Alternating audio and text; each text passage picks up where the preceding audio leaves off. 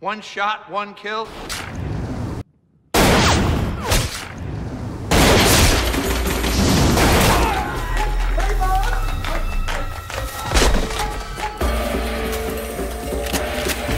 Get him!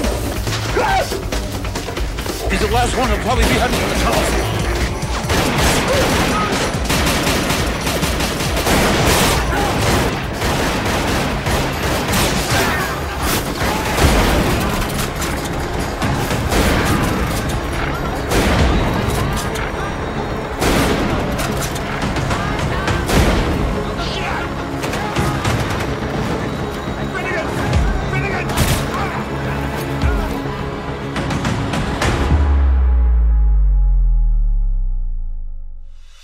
Cerita akan berfokus kepada dua orang penembak jitu yang salah satunya adalah seorang legenda sekaligus kapten dari pasukan sniper Amerika bernama Thomas Bickett yang sedang berlatih menembak sasaran menggunakan target virtual. Di saat target sudah terbidik dengan tepat dan waktu yang sudah sangat mepet, tiba-tiba jari telunjuk Thomas malah tak mengenai pelatuk sehingga inilah yang terjadi. Karena tidak tepat sasaran, datang seorang komandan militer bernama Usep Combat yang langsung blak-blakan memarahi Thomas karena dianggap tidak becus menjalankan misi latihan sesuai instruksinya. Padahal diketahui jika Thomas Bickett ini adalah seorang legenda sniper yang tak pernah gagal dalam misinya. Namun kali ini Thomas sadar jika apa yang dia lakukan adalah kesalahannya. Maka dari itu Thomas diam dan tak menjawab apapun. Yes, sir. Thank you, sir. Di sisi lain kemudian film berpindah ke negara Vietnam. Kita akan diperlihatkan kepada seorang pria bernama Ucok. Dan sedikit informasi, Ucok ini adalah seorang bandar narkoboy yang akan menemui pacarnya di tempat prostitusi. Tak lama saat si Ucok masuk ke dalam kamar, tiba-tiba Ucok kaget karena melihat seorang pria bernama Asur yang bersembunyi di dalam kamar mandi. Asur mengaku jika dirinya adalah pelanggan dari si wanita tersebut. Namun Ucok yang curiga jika orang yang ada di hadapannya adalah polisi, ia malah menodongkan senjata dan langsung menyandra pacarnya sehingga...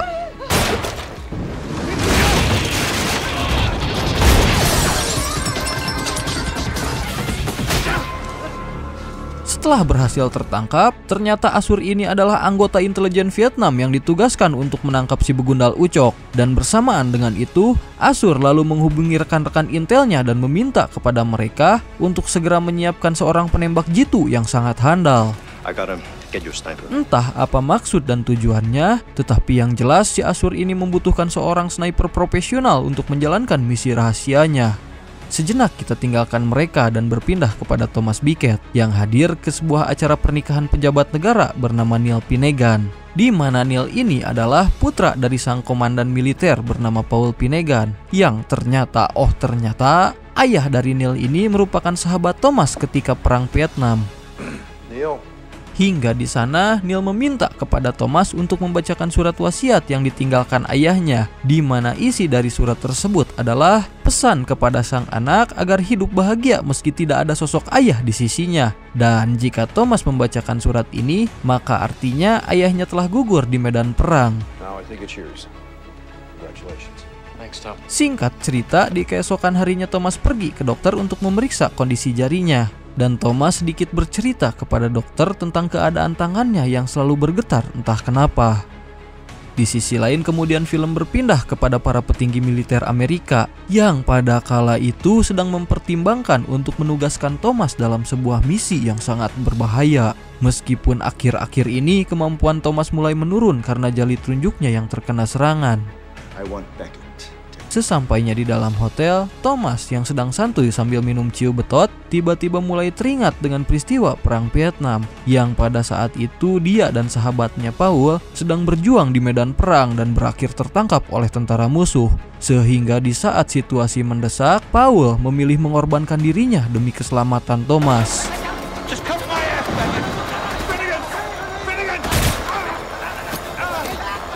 Bersamaan dengan itu Thomas dibangunkan oleh dua orang tentara militer yang membawa surat perintah agar segera menemui atasan mereka yang bernama William, di mana beliau merupakan direktur militer Amerika yang akan memberikan misi khusus kepada Thomas. Sesampainya di sana, William langsung blak-blakan menjelaskan tentang misi yang akan Thomas jalankan, di mana misinya adalah menghabisi seorang gembong narkoboy yang telah bekerja sama dengan komplotan teroris di Vietnam. Dan ternyata pemimpin dari gembong narkoboy tersebut merupakan sahabat Thomas, yaitu Paul Finnegan alias mantan rekan seperjuangannya yang selama ini dikira sudah tewas di saat perang Vietnam. Dan William bercerita jika pada beberapa tahun yang lalu si Paul ini pernah mendapatkan misi khusus dari CIA untuk membongkar sindikat narkoboy di negara Vietnam.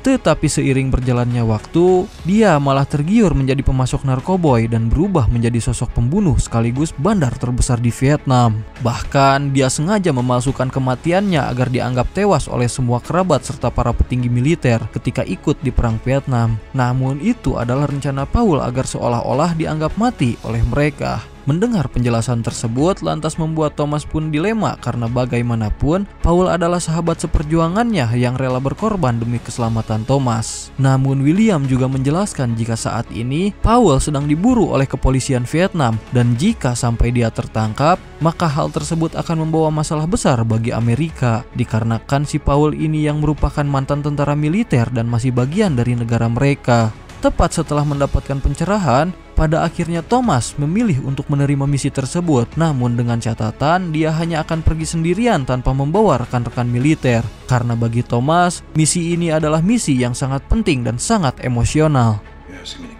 Singkat cerita, sampailah Thomas di negara Vietnam, tepatnya di kota Ho Chi Minh, di mana pada saat sampai di hotel, datang Asur sambil membawa tas yang berisikan sniper dan langsung mengajak Thomas mampir ke angkringan untuk membahas misi yang akan mereka jalankan. Pada percakapan itu, Asur meminta kepada Thomas agar segera membunuh Paul Finnegan sebelum kepolisian lokal mengambil alih kasus ini. Bahkan di sana, Asur belak-belakan menjelaskan terkait Paul yang akan melakukan transaksi di sebuah tempat prostitusi, serta memperlihatkan alat pelacak yang akan dipasangkan ke tubuh target. Dan rencananya mereka akan mengandalkan Ucok untuk menyusup ke pertemuan itu, karena dengan cara itulah akan mempermudah Thomas untuk melacak posisi Paul. Di pagi harinya mereka bergegas melakukan survei ke lokasi Thomas yang akan melakukan tembakan. Dan jika Paul berhasil dibunuh, Asur menyarankan agar Thomas segera pergi dari tempat ini sebelum posisinya diketahui oleh polisi lokal.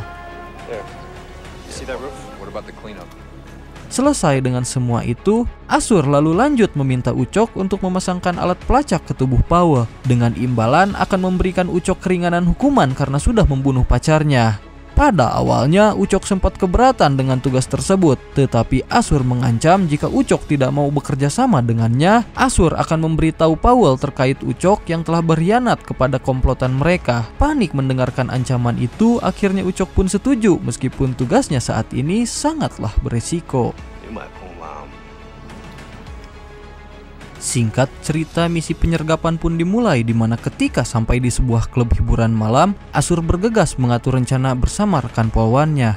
Sehingga setelah sekian lama ada di tempat itu, mereka segera mengamati Paul yang akan bertemu dengan kliennya untuk melakukan transaksi narkoboy. Di sisi lain kemudian film berpindah kepada Thomas yang sedang memasuki gedung untuk melancarkan aksinya, lalu bersiap-siap rakit sniper yang telah dilengkapi chip pendeteksi agar dapat mempermudah menemukan Paul.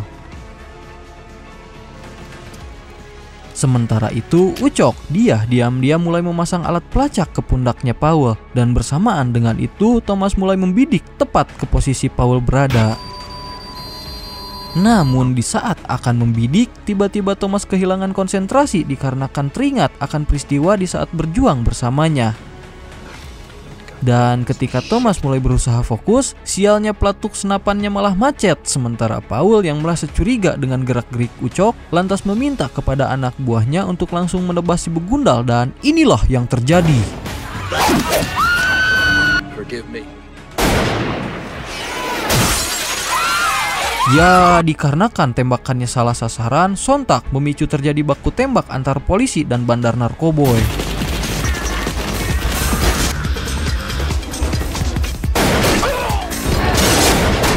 Di saat yang sama, Thomas dikagetkan dengan tembakan dari sniper misterius yang bersembunyi di sebelah gedung.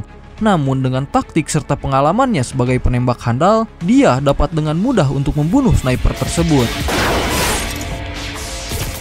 Selesai dengan itu, datang rombongan polisi lokal yang langsung menangkap Thomas karena dianggap sebagai dalang di balik kekacauan.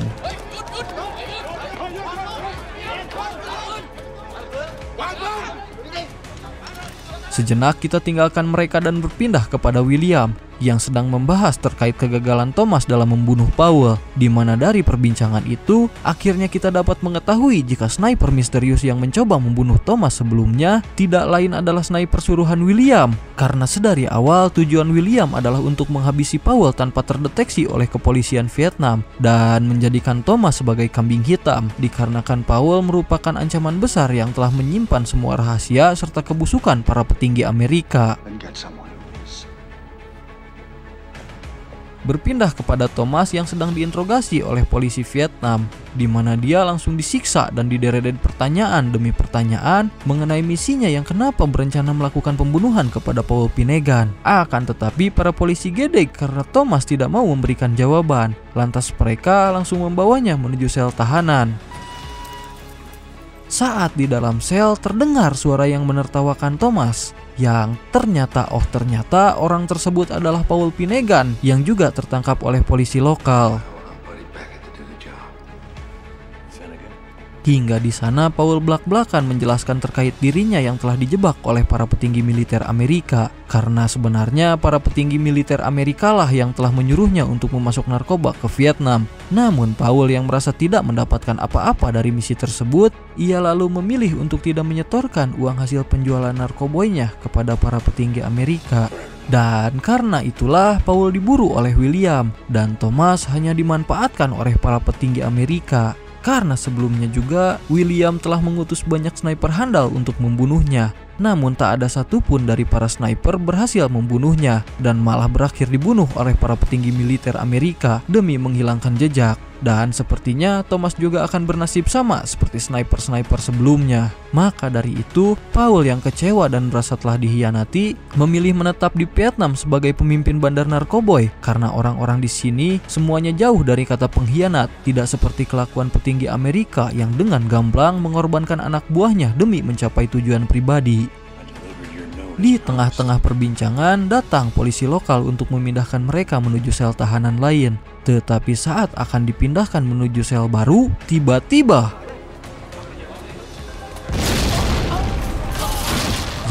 terjadi sebuah ledakan bom yang ternyata pelakunya adalah anak buah Paul yang akan menyelamatkan pemimpin mereka. Dan karena ledakan tersebut membuat kedua polisi yang membawa Thomas akhirnya wafat, sehingga Thomas yang mendapatkan kesempatan kabur, ia akhirnya keluar dari tempat tersebut. Selesai dengan itu, Thomas segera menghubungi Asur dan mengajaknya bertemu di museum dekat restoran untuk membahas kejadian sebelumnya. Sehingga ketika mereka bertemu, Thomas langsung belak-belakan mencurigai Asur jika sniper yang menyerang tempo hari adalah utusan dari intel kepolisian Vietnam atas suruhan William. Namun Asur langsung membantah tuduhan Thomas, bahkan berani sumpah terkait dirinya yang tidak tahu apa-apa tentang sosok sniper itu, karena satu-satunya misi mereka adalah menghabisi Powell bukan menjebaknya. Dan agar membuat Thomas semakin percaya, Asur kemudian mengajaknya pergi ke sebuah daerah bernama Tiny, di mana tempat itu adalah tempat yang diduga sebagai persembunyian gembong narkoboy. Karena di tempat itu ada gua bawah tanah yang menjadi markas pasukan Amerika di saat perang Vietnam. Namun meski Thomas adalah mantan tentara yang dulu pernah perang di sana, sayangnya dia tak tahu apa-apa tentang pintu masuk ke dalam terowongan, karena lokasi yang dulu pernah menjadi medan perang kini telah berubah menjadi lahan pertanian. Sejenak kita tinggalkan mereka dan berpindah kepada William yang peporongos dikarenakan Thomas yang gagal dibunuh. Hingga di sana dia meminta kepada ajudannya untuk segera membunuh Thomas sebelum membocorkan tentang misi rahasianya kepada pemerintah pusat. Berpindah kepada Thomas dan Asur, di mana setelah melewati pegunungan serta persawahan, akhirnya sampailah mereka di lokasi yang Thomas yakini sebagai pintu masuk terowongan. Di sisi lain terlihat anak buah William yang masih melacak keberadaan Thomas dengan menggunakan alat pendeteksi ponsel. Dan setelah sampai di lokasi itu, Sayangnya mereka malah menemukan ponsel tersebut yang Thomas selipkan di tumpukan jerami. Di saat yang sama, Thomas merasakan adanya musuh yang mengamati mereka, di mana orang-orang tersebut adalah anak buah Powell yang sedang menjaga pintu masuk terowongan, sehingga terjadilah baku tembak yang tak dapat terhindarkan.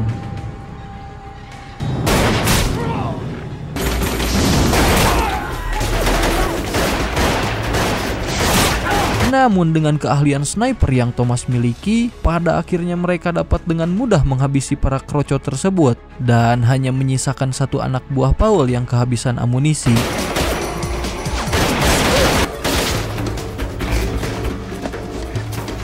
Maka dari itu mereka diam-diam mulai mengikuti si kroco yang akan kabur ke pintu masuk terowongan. Dan pada saat akan masuk ke dalam terowongan, Asur langsung menembaknya.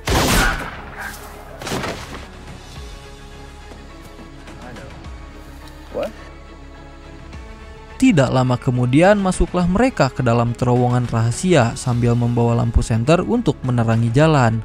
Setelah beberapa saat berjalan di sana, tibalah mereka di sebuah lorong gua dan melihat anak buah Powell yang sedang beraktivitas, entah itu bersenang-senang, abok-abokan, atau bermain judi.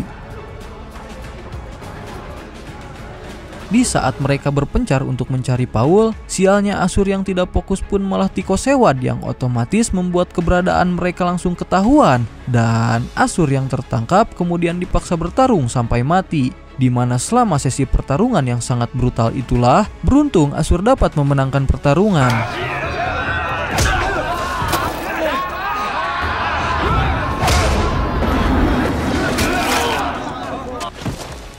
Selesai dengan itu, Powell datang dan mulai menjadikan Asur sebagai sandera untuk memancing Thomas agar menyerahkan diri di hadapan mereka. Bahkan di sana Powell sampai menantang Thomas untuk melakukan tembakan, di mana jika dalam waktu 10 detik dia tidak menembak, maka Powell mengancam akan langsung membunuh si Asur. Dan dengan pengalaman sebagai seorang sniper handal, Thomas yang awalnya tremor dapat melihat kesempatan untuk melakukan tembakan sehingga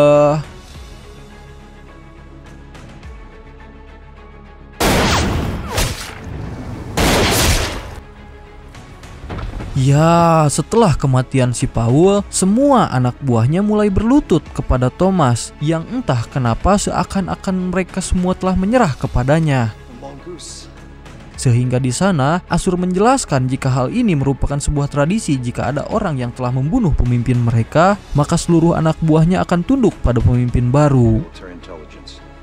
Tetapi Thomas yang tidak tertarik menjadi pemimpin pun menolak permintaan mereka dan meminta kepada Asur untuk segera menghubungi intelijen Vietnam dengan menceritakan tentang semua yang telah terjadi dan memberitahu bahwa misi mereka telah selesai.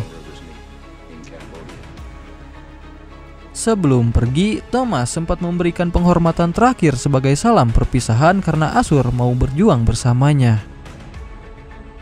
Dan sesampainya di luar terowongan, Thomas pun langsung menyalakan flare gun untuk menandai lokasi penjemputan terhadap militer Amerika yang telah dia hubungi.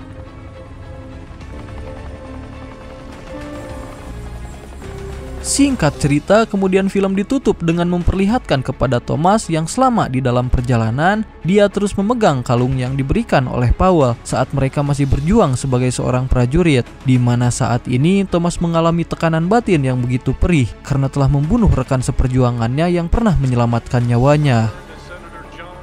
Namun terlepas dari itu, dia akan menuntut balas dendam kepada William dan para petinggi militer yang lain yang telah menjadikannya kambing hitam pada misi kali ini. Hingga di beberapa hari kemudian muncul sebuah laporan berita terkait William yang ditemukan tewas karena gantung diri, di mana penyebabnya mungkin saja telah dibunuh oleh seseorang.